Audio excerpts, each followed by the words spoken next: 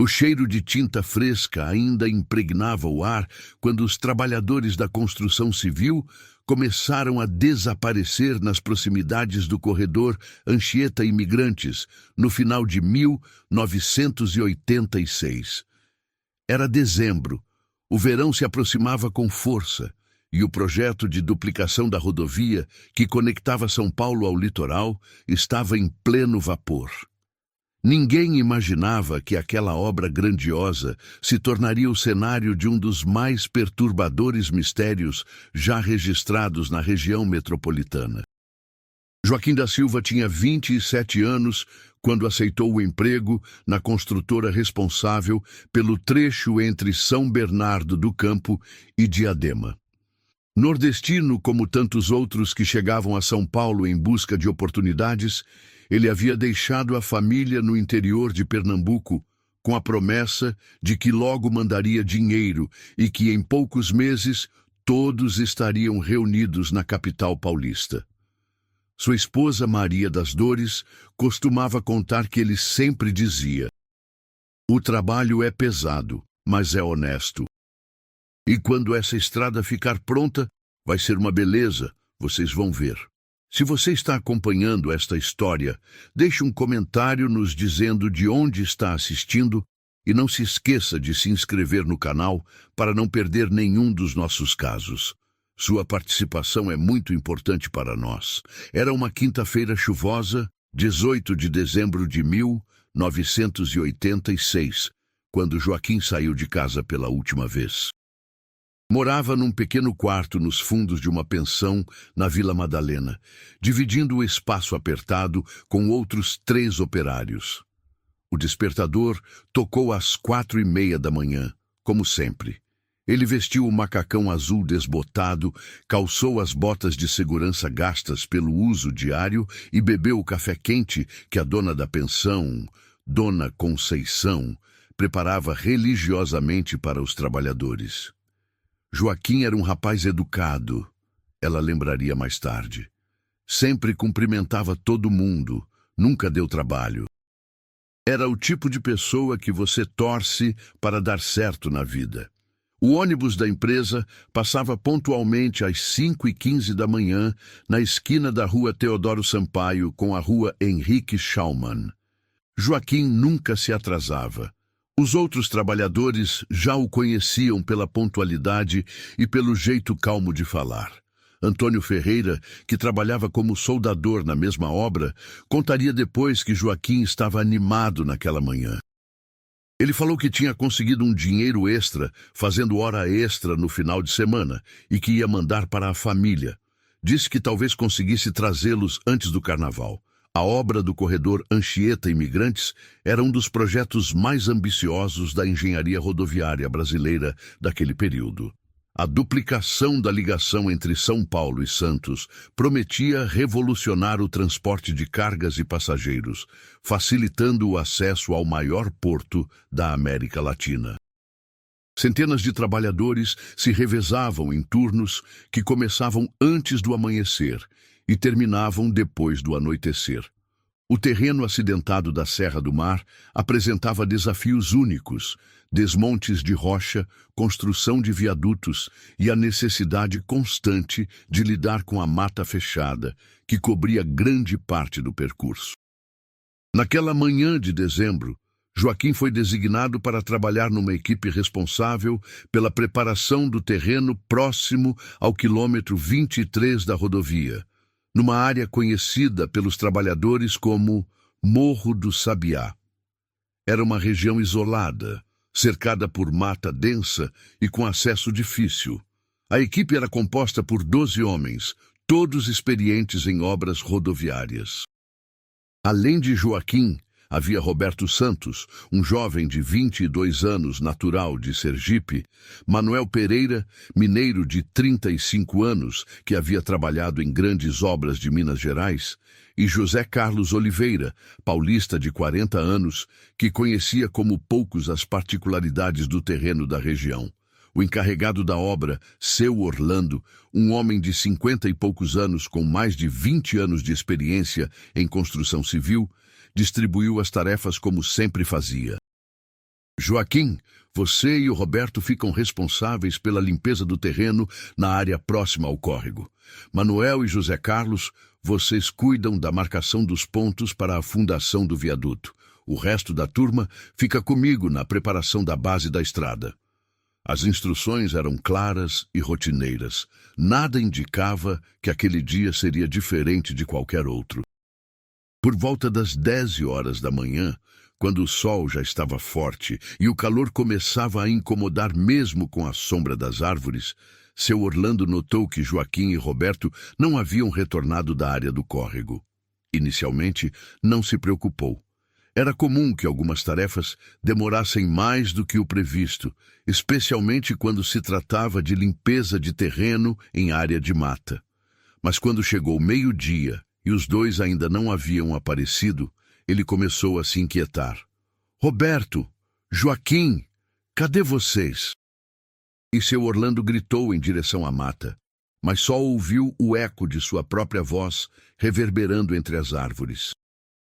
O silêncio da floresta, quebrado apenas pelo som distante do trânsito na rodovia existente e pelo barulho dos equipamentos da obra, começou a gerar uma sensação de desconforto entre os demais trabalhadores. Manuel Pereira, que conhecia bem os dois companheiros desaparecidos, sugeriu que eles fossem procurá-los. Pode ter acontecido alguma coisa. Esse terreno é perigoso, tem muita pedra solta e o córrego está cheio por causa da chuva de ontem. A busca inicial envolveu todos os trabalhadores da equipe. Eles percorreram a área onde Joaquim e Roberto estavam trabalhando, gritando seus nomes e procurando por sinais de sua presença. Encontraram as ferramentas dos dois homens, 2 enxadas, um facão e uma picareta, abandonadas próximas ao córrego, como se tivessem sido deixadas ali de forma abrupta. Não havia sinais de luta ou de acidente. As ferramentas estavam organizadas, apoiadas numa árvore, como se os dois tivessem parado para descansar e simplesmente nunca mais voltassem. O córrego corria límpido entre as pedras, fazendo um barulho constante e relaxante. A água estava transparente, sem sinais de sangue ou qualquer indício de que algum acidente tivesse acontecido ali. As pegadas dos 2 trabalhadores podiam ser vistas claramente na terra úmida próxima à margem, mas elas simplesmente desapareciam numa área onde o terreno se tornava mais rochoso. Era como se Joaquim e Roberto tivessem evaporado no ar. Seu Orlando tomou a decisão de interromper o trabalho e comunicar o desaparecimento à OAS responsáveis pela obra. Por volta das 2 da tarde, ele usou o telefone da administração da construtora para ligar para a polícia. O delegado de plantão da Delegacia de São Bernardo do Campo, Dr. Geraldo Mendonça, ouviu o relato com atenção, mas inicialmente não demonstrou grande preocupação. Esses trabalhadores de obra às vezes abandonam o serviço sem avisar, disse ele. Pode ser que tenham decidido procurar outro emprego ou que tenham voltado para suas cidades de origem. Vamos aguardar mais um pouco antes de considerar isso um caso de desaparecimento. Mas seu Orlando conhecia seus trabalhadores. Doutor, o Joaquim estava animado porque ia mandar dinheiro para a família. E o Roberto tinha acabado de receber o pagamento da semana. Não faz sentido eles abandonarem o trabalho assim, sem pegar nem as ferramentas. A preocupação na voz do encarregado era genuína. Ele havia trabalhado com centenas de operários ao longo dos anos e sabia distinguir entre aqueles que tinham tendência a abandonar o emprego e os trabalhadores confiáveis. A construtora, por sua vez, inicialmente tentou minimizar o incidente. O engenheiro responsável pela obra, Dr. Paulo Henrique Castilho, argumentou que desaparecimentos temporários de trabalhadores eram relativamente comuns em obras de grande porte.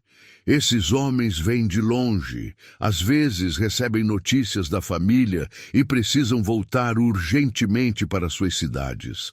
É provável que apareçam nos próximos dias. Mas a pressão dos demais trabalhadores, especialmente daqueles que conheciam bem Joaquim e Roberto, forçou a empresa a tomar medidas mais concretas. Na sexta-feira, 19 de dezembro, a construtora organizou uma busca mais ampla. Dezenas de trabalhadores foram liberados de suas funções para procurar os dois homens desaparecidos numa área de aproximadamente 5 quilômetros quadrados ao redor do local onde eles haviam sido vistos pela última vez. A mata fechada da Serra do Mar tornava a busca extremamente difícil. Havia trilhas abertas por animais, ravinas profundas cobertas por vegetação densa e áreas rochosas onde era fácil se perder ou sofrer um acidente. Durante a busca, os trabalhadores encontraram alguns objetos que chamaram atenção. Numa clareira a cerca de 300 metros do córrego, havia sinais de uma fogueira recente. As cinzas ainda estavam frescas e, próximo ao local, foram encontrados restos de comida, cascas de banana, um pedaço de pão embolorado e uma lata de sardinha vazia. Mas nada que pudesse ser definitivamente ligado a Joaquim e Roberto. Antônio Ferreira, que participava da busca, comentou: "Pode ser que tenham se perdido e feito essa fogueira para se aquecer. Mas cadê eles, então?" A investigação policial oficial começou apenas no sábado, 20 de dezembro, quando o delegado Dr. Geraldo Mendonça finalmente se convenceu de que se tratava de um caso sério. 2 investigadores foram enviados ao local da obra para colher depoimentos e examinar a área onde os trabalhadores haviam desaparecido.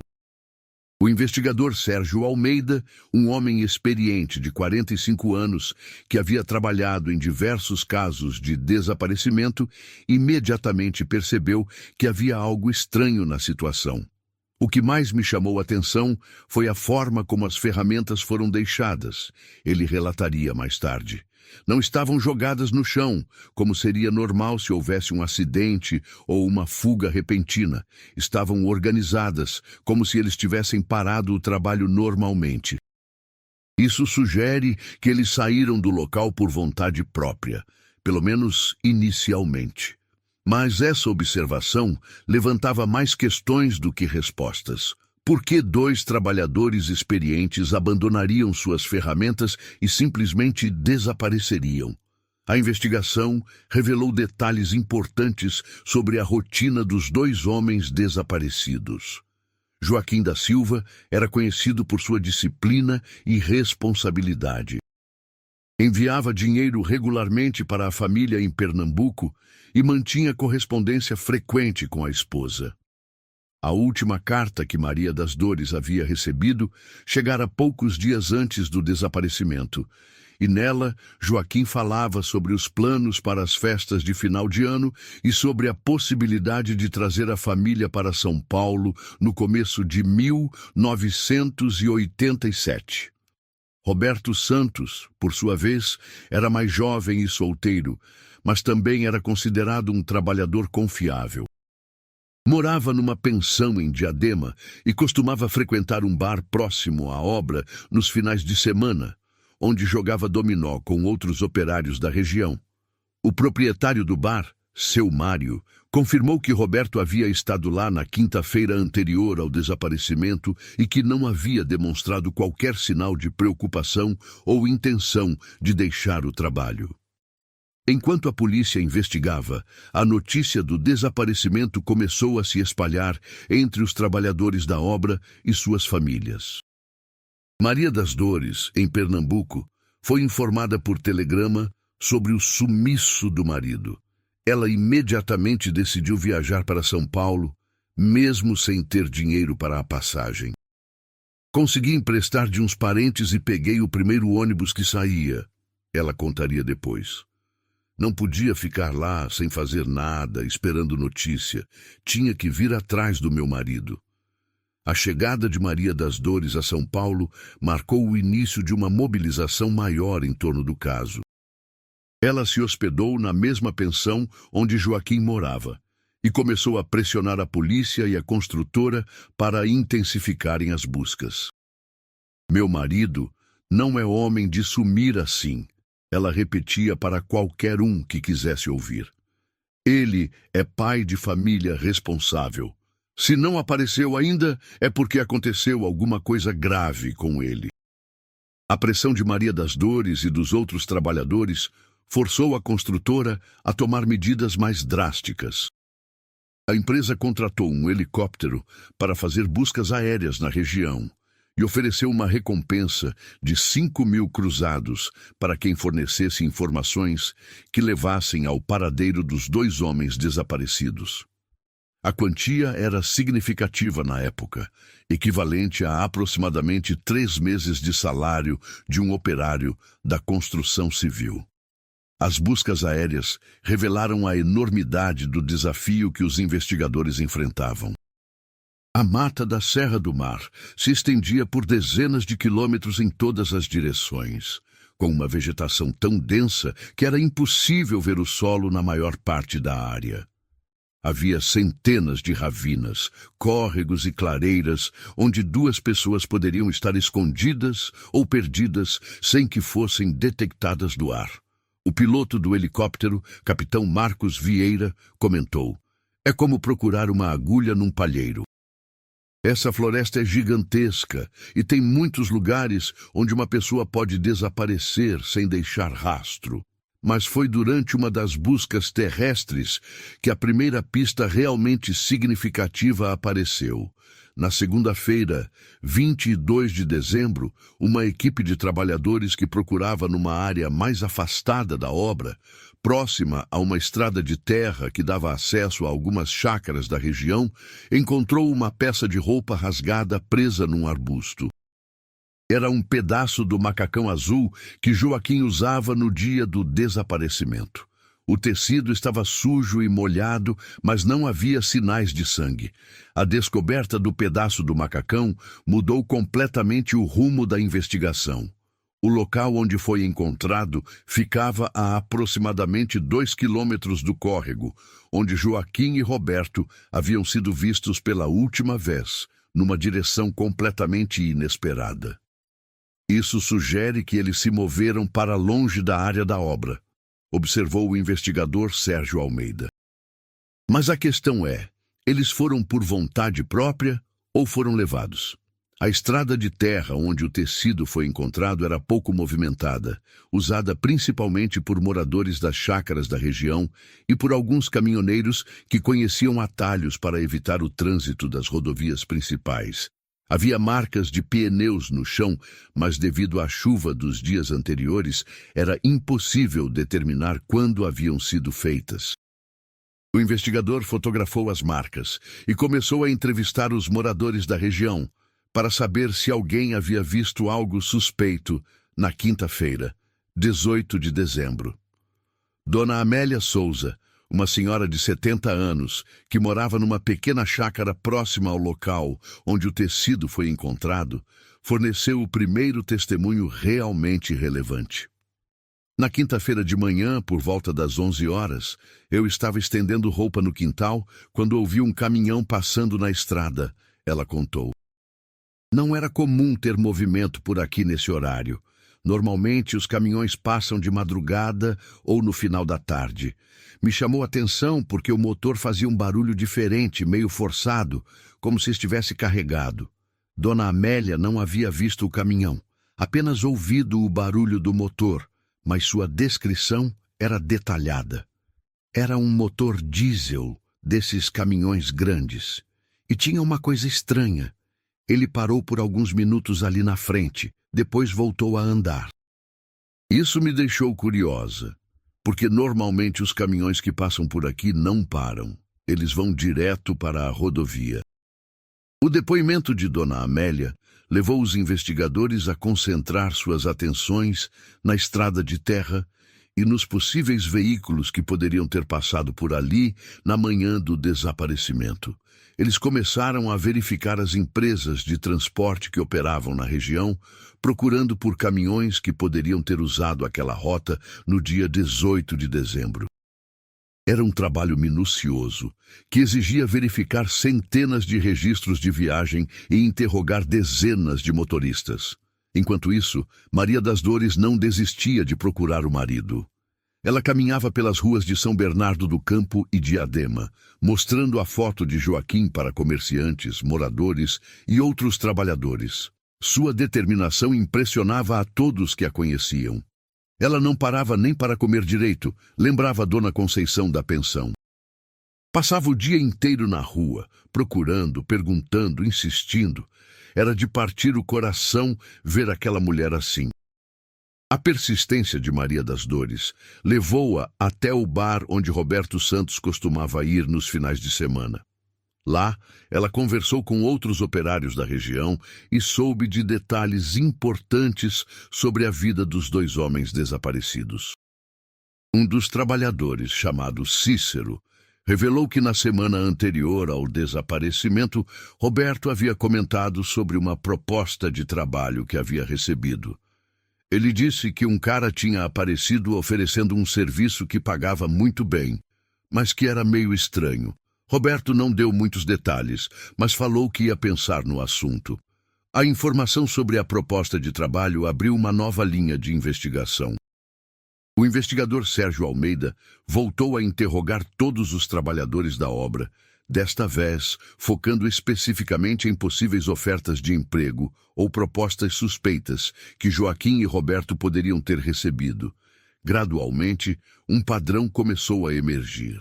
Outros trabalhadores confirmaram que havia homens estranhos rondando a obra nas semanas anteriores ao desaparecimento, oferecendo trabalhos bem remunerados para operários experientes.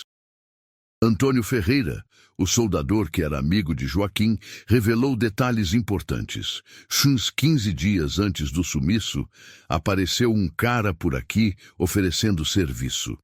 Disse que precisava de trabalhadores para uma obra particular numa fazenda no interior. Pagava o dobro do que a gente ganhava aqui. Eu não me interessei porque estava bem aqui mesmo, mas lembro que o Joaquim e o Roberto ficaram conversando com o homem. A descrição do homem misterioso era vaga, mas consistente nos depoimentos de diferentes trabalhadores. Era um homem de meia idade, bem vestido, que dirigia um carro escuro e falava com sotaque do interior paulista. Ele se apresentava como representante de uma empresa de construção civil que estava montando uma equipe para trabalhar numa propriedade rural próxima a Sorocaba. Oferecia salários atraentes, alojamento e alimentação gratuitos, e prometia que o trabalho duraria apenas alguns meses. A investigação sobre este homem misterioso levou os policiais a verificar todas as empresas de construção civil registradas na região de Sorocaba e arredores.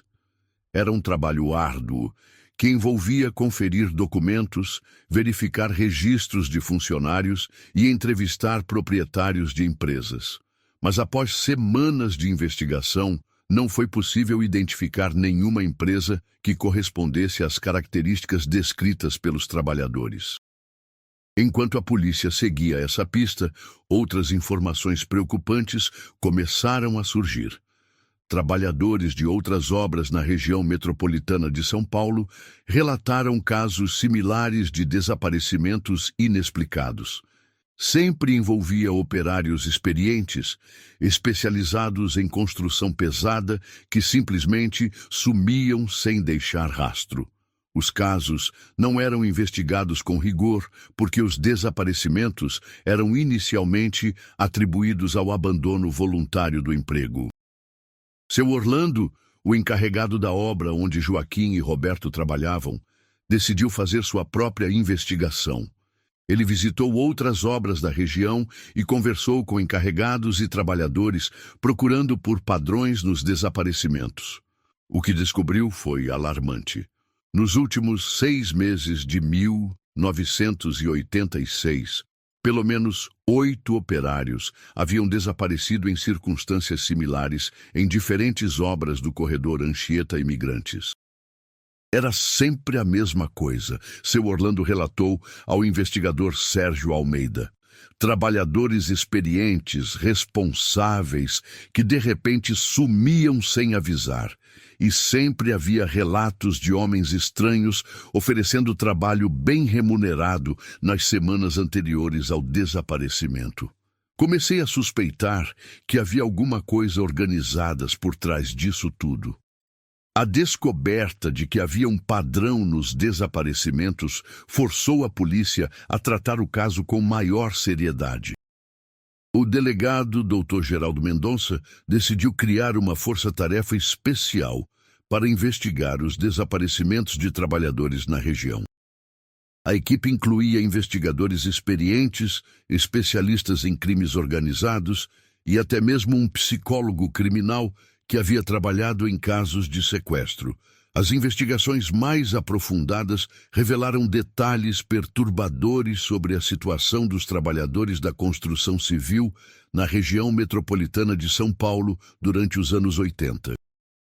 Muitos operários viviam em condições precárias, longe de suas famílias, com pouca documentação e sem vínculos empregatícios formais. Isso os tornava alvos fáceis para criminosos que se aproveitavam de sua vulnerabilidade social e econômica. Dr. Roberto Silva, o psicólogo criminal que foi chamado para analisar o caso, ofereceu uma perspectiva importante. Estamos lidando com criminosos que conhecem muito bem o perfil das vítimas. Eles sabem que esses trabalhadores são pessoas que estão longe de casa, com poucas conexões sociais na cidade e que podem desaparecer sem que alguém os procure imediatamente. É um crime calculado que se aproveita da invisibilidade social dessas pessoas. A análise do Dr. Roberto Silva ajudou os investigadores a entender que não estavam lidando com casos isolados de violência ou acidentes, mas com uma operação criminosa organizada que tinha como alvo específico os trabalhadores da construção civil. Mas ainda restava descobrir qual era o objetivo dos sequestradores e o que havia acontecido com as vítimas. A resposta começou a aparecer quando a polícia decidiu investigar propriedades rurais suspeitas na região entre São Paulo e Sorocaba. Baseados nas informações sobre ofertas de trabalho em fazendas, os investigadores começaram a verificar propriedades que haviam contratado trabalhadores recentemente, especialmente aquelas que operavam em condições irregulares. Foi numa fazenda abandonada, próxima ao município de Cotia, que os investigadores encontraram as primeiras evidências concretas do crime. A propriedade havia sido comprada alguns meses antes por uma empresa fantasma e estava sendo usada como centro de operações para uma quadrilha que praticava trabalho escravo. Os trabalhadores sequestrados eram levados para lá e forçados a trabalhar em condições desumanas, sem remuneração e sob ameaça constante. Quando a polícia invadiu a fazenda, em janeiro de 1987, encontrou 17 trabalhadores em situação de cativeiro, incluindo alguns que haviam desaparecido de obras na região metropolitana. Eles estavam debilitados, mal alimentados e traumatizados. Alguns contaram que outros companheiros haviam morrido devido às condições precárias e aos maus tratos, e que seus corpos haviam sido enterrados numa área remota da propriedade. Joaquim da Silva e Roberto Santos estavam entre os trabalhadores encontrados na fazenda. Joaquim estava muito fraco, havia perdido mais de 15 quilos e sofria de desnutrição severa. Roberto estava em condição um pouco melhor, mas também apresentava sinais claros de maus tratos. Ambos foram imediatamente hospitalizados e levaram semanas para se recuperar fisicamente do trauma. O reencontro de Maria das Dores com o marido foi emocionante e doloroso ao mesmo tempo. Joaquim estava irreconhecível, magro e traumatizado, mas vivo. Eu pensava que nunca mais ia ver minha família. Ele disse entre lágrimas. Eles diziam que se a gente tentasse fugir, ia morrer. E a gente viu isso acontecer com outros companheiros. A experiência havia marcado profundamente tanto Joaquim quanto Roberto, que carregaram sequelas psicológicas do cativeiro por muitos anos. A investigação sobre a quadrilha revelou uma operação criminosa sofisticada, que envolvia aliciadores que recrutavam trabalhadores em obras da região metropolitana, transportadores que os levavam para a fazenda clandestina e capatazes que os mantinham em cativeiro. O líder da organização era um empresário da construção civil que havia encontrado uma forma perversa de reduzir custos de mão de obra usando o trabalho escravo. O caso dos trabalhadores desaparecidos do corredor Anchieta Imigrantes expôs uma realidade brutal que existia nas franjas da sociedade brasileira dos anos 80. A vulnerabilidade social de trabalhadores migrantes os tornava alvos fáceis para criminosos que se aproveitavam de sua situação de desamparo. Mais de 20 pessoas foram presas em conexão com a quadrilha, incluindo o líder da operação e vários cúmplices. Joaquim da Silva nunca mais conseguiu trabalhar em construção civil. O trauma do cativeiro o deixou com sequelas psicológicas que tornavam impossível trabalhar em obras. Ele voltou para Pernambuco com a família e tentou reconstruir a vida no interior. Mas a experiência em São Paulo o marcou para sempre. Roberto Santos também deixou a construção civil e passou a trabalhar como porteiro, um emprego que considerava mais seguro e previsível. A história dos trabalhadores desaparecidos do corredor Anchieta Imigrantes, em 1986, permanece como um testemunho da vulnerabilidade dos trabalhadores migrantes e da necessidade de proteção para aqueles que saem de suas terras natais em busca de oportunidades.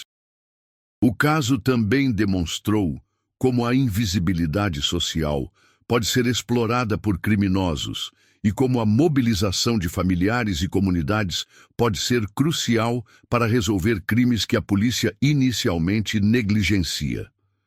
Maria das Dores se tornou uma defensora dos direitos dos trabalhadores migrantes, ajudando outras famílias a procurar parentes desaparecidos e pressionando autoridades para investigar casos similares. Sua determinação em não desistir da busca pelo marido foi fundamental para descobrir a quadrilha e salvar 17 vidas. Se eu tivesse ficado esperando em casa, ela refletia anos depois, meu marido teria morrido naquela fazenda. O caso expôs falhas graves no sistema de proteção aos trabalhadores e levou a mudanças na forma como desaparecimentos de operários eram investigados. A polícia passou a tratar com mais seriedade casos envolvendo trabalhadores migrantes e organizações de direitos humanos começaram a monitorar mais de perto as condições de trabalho em obras de grande porte. O legado dos trabalhadores desaparecidos do corredor Anchieta Imigrantes vai muito além de suas histórias individuais. Ele representa uma luta coletiva por dignidade e justiça social. A rodovia, que hoje conecta São Paulo ao litoral, foi construída com o suor e o sangue de milhares de trabalhadores como Joaquim e Roberto. Quando passamos por aquela estrada, vale lembrar que por trás de cada obra grandiosa há seres humanos que merecem respeito, proteção e justiça. A história desses homens nos ensina que a busca pela verdade e a defesa dos mais vulneráveis são responsabilidades que não podemos abandonar, mesmo quando as circunstâncias parecem impossíveis de superar.